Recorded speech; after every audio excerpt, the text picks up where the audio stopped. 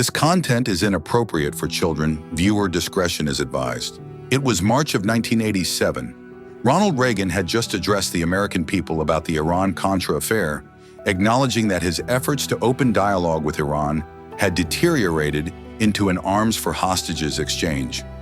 Huey Lewis and the News topped the charts with Jacob's Ladder, and the very first Lethal Weapon film had just debuted in theaters. Teenage girls in the late 1980s weren't so different from those today, focused on school, friends, fashion, and the excitement of upcoming events. On March 11, 1987, spring was beginning to settle over Vancouver, Washington. The temperature hovered near 60 degrees, and 18-year-old Kimberley Kay Kersey was looking forward to a basketball tournament she planned to attend that evening with her boyfriend in Tacoma. Kimberley was a senior at Mountain View High School. Most days her mother picked her up after classes, but sometimes Kimberley walked the 2 miles home. She often used a familiar shortcut, a wooded trail between the school and her neighborhood. Friends last saw her at her locker around 2 p.m. that Wednesday. After that moment, she vanished. Almost immediately, her mother and sister knew something was wrong. Kimberley was responsible, dependable, and she always called if she was running late. Silence from her was alarming. By 8 a.m. Thursday morning, the search was underway. About 35 search and rescue members, along with the Clark County Sheriff's Reserves, combed through dense, wet brush on foot. Among them were her father, Ed, and her brother, Mark. That afternoon, they found Kimberley's school notebook near her home.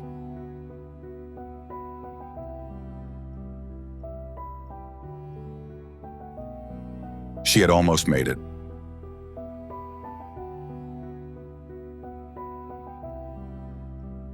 The search continued until about 10 p.m., but no trace of Kimberley herself was found.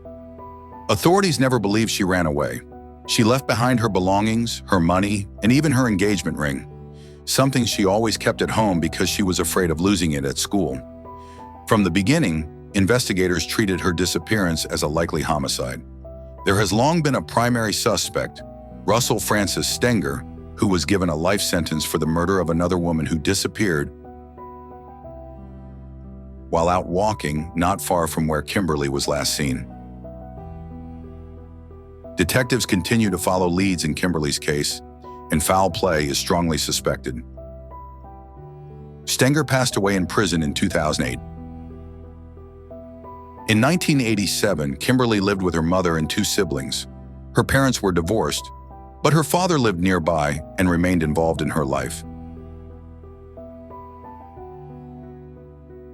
Both of her parents have since passed away without ever learning what happened to their daughter. Her mother, Kay, in 1996, at just 50 years old,